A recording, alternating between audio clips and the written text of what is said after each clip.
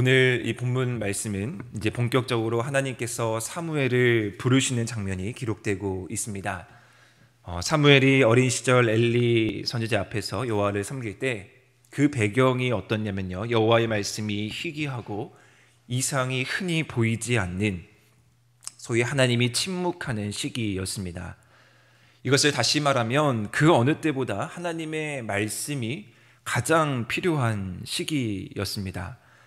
사사시대의 사사들조차도 하나님의 온전한 뜻을 실천하지 못하고 분별하지 못하고 또 그의 백성들도 각기 제 길로 갔던 그 시기를 지나며 하나님의 음성, 하나님의 뜻에 귀 기울이지 않은 채 자신들 마음대로 살아갈 때 이제 그들에게 가장 필요한 것은 무엇이냐? 바로 하나님의 음성, 하나님의 말씀을 다시 듣는 일이었습니다. 이러한 상황과 대조되듯이 3절 말씀에 보시면 하나님의 등불이 아직 꺼져 있지 않고 또 사무엘은 하나님의 궤에 있는 성전에 누워 있었다라고 사무엘의 모습이 묘사되어 있습니다. 물론 이 성소 안에 있는 등불은 보통 저녁에 끄고 저녁에 켜고 아침 무렵에 끄게 됩니다. 그렇기 때문에 이 말씀을 시간적으로 아직 아침이 밝지 않은 짙은 밤을 나타내기도 하는데요, 이는 또 영적인 분위기로도 해석할 수 있습니다. 어두움이 짙은 그 시기에, 하나님의 밝은 빛이 없는 그 시기에 성소 안에 있는 이 꺼지지 않은 등불은 아직 여전히 밝게 비추고 있었고요, 그 밝은 빛 아래에 사무엘이 누워 있었습니다. 아마 이 장면이 드라마로 묘사된다면 앞으로 일어날 일에 대해 아주 극적인 장면으로 이 장면이 스쳐 지나갈 것입니다. 이제 사무엘이 과연 어떤 역할을 감당해야 하는지를 이 모습을 통해서 살필 수 있습니다. 그리고 이제 4절, 드디어 암흑을 깨고 하나님의 부르심이, 그토록 갈망하던 하나님의 음성이 들려옵니다.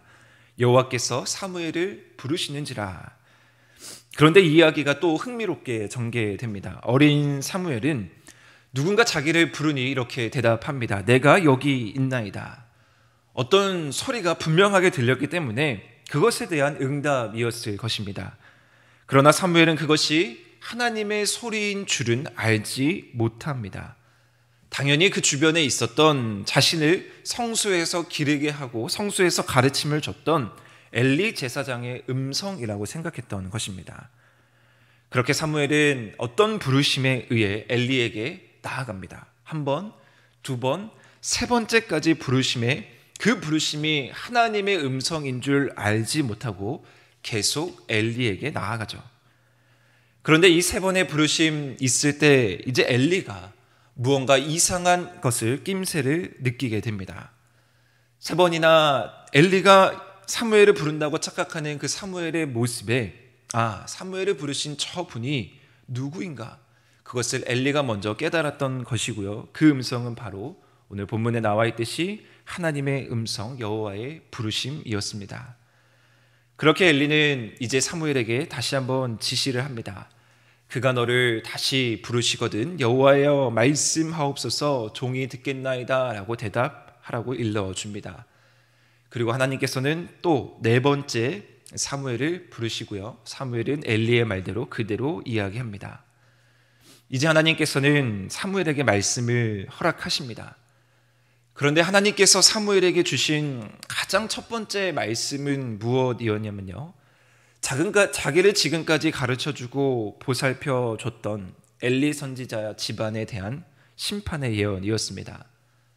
처음부터 끝까지 말한 것을 다 이루시고요, 영원히 심판하시고 그 죄악은 제물로나 예물로나 영원히 속죄함을 받지 못한다라는 것을 사무엘을 통해서 다시 한번 확인하고 있습니다.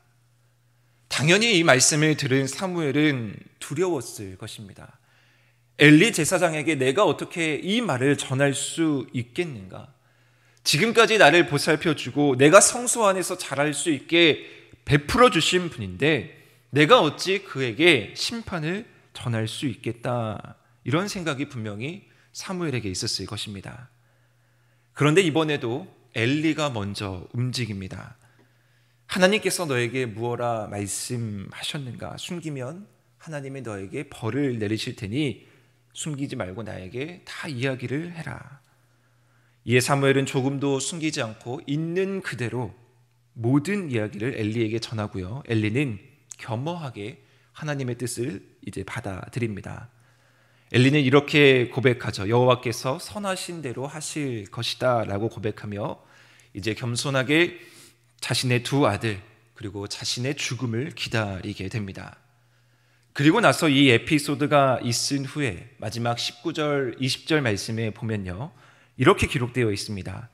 사무엘이 자라매 여호와께서 그와 함께 하셔서 그의 말이 하나도 땅에 떨어지지 않게 하신다. 그리고 단에서부터 브엘세바까지 온 이스라엘은 사무엘이 여호와 선지자로 세우심을 입은 줄을 알았다라고 기록하며 이제 사무엘이 역사의 중심으로 세워지고 있습니다.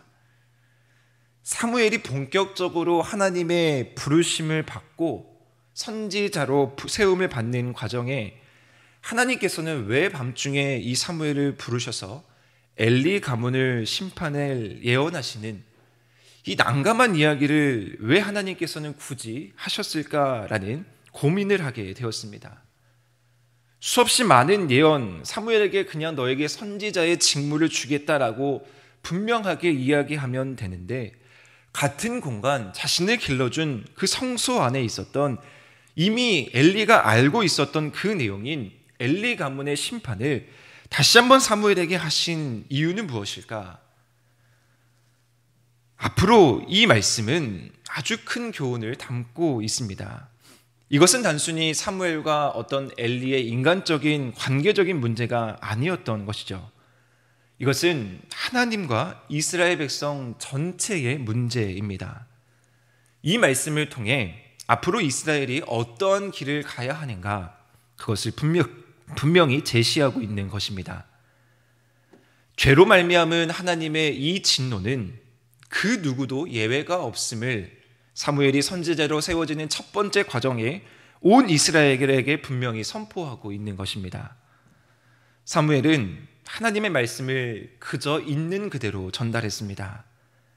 물론 인간적인 마음으로 엘리를 향한 어떤 감정적인 두려움이 있었을 수도 있지만 그 감정적인 두려움보다 더 큰 것은 하나님 말씀에 대한 두려움입니다.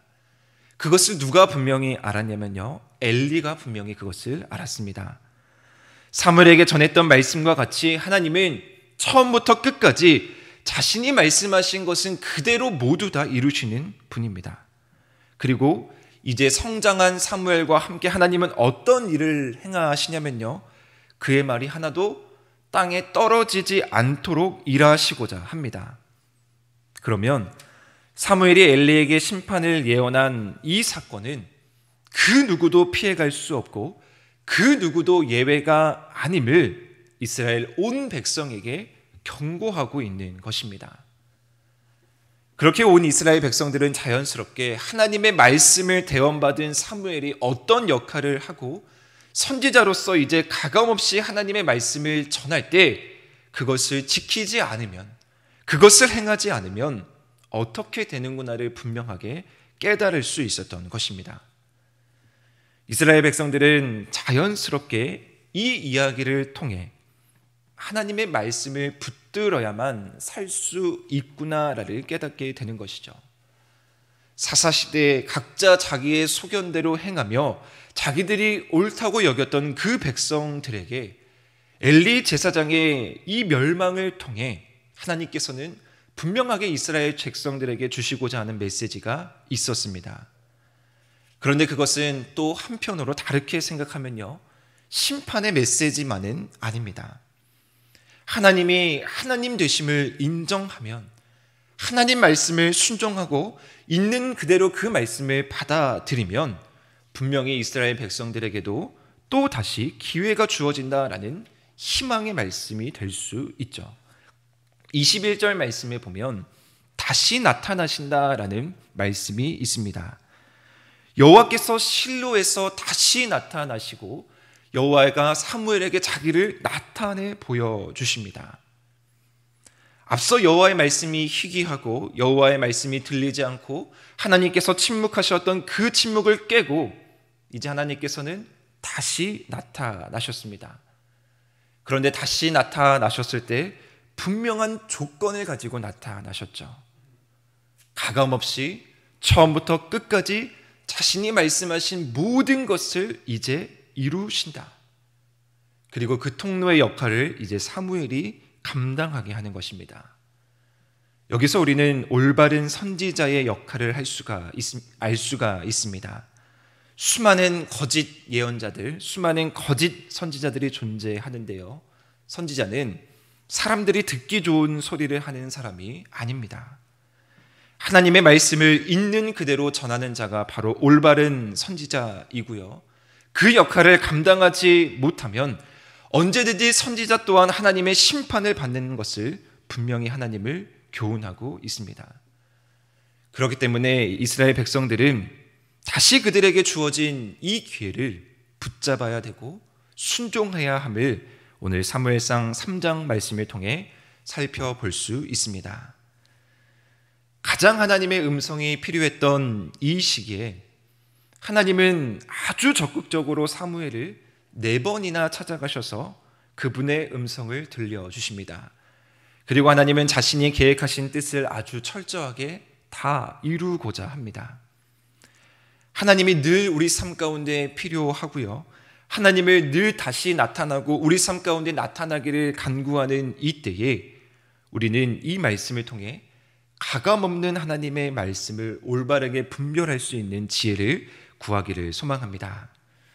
많은 사람들이 자신들의 입맛에 맞는 말씀만 골라 나의 삶에 도움이 되지 않으면 그것이 나에게 주신 말씀이 아니다라고 생각합니다. 나에게 유익이 되는 말씀만 찾아 나서고요. 내가 원하는 말씀만 받으려고 합니다. 그런데 하나님께서 사무엘을 부르시며 온 이스라엘 백성들에게 주신 교훈은 하나님의 말씀에는 위엄이 있고 하나님의 말씀에는 있는 그대로 그것을 받아들일 때 축복이 있다라는 교훈이 담겨 있습니다. 바라기는 오늘 하루 또 말씀을 붙들고 살아가실 때 하나님의 말씀이 우리 안에서 살아 숨쉬고 또 그 말씀 그대로 우리가 순종하며 나아갈 때 우리에게 주시는 희망의 말씀 다시 나타나시고 또 축복하시는 그런 놀라운 역사가 우리 하늘이 모든 성도님들 가운데 함께하기를 간절히 축원합니다.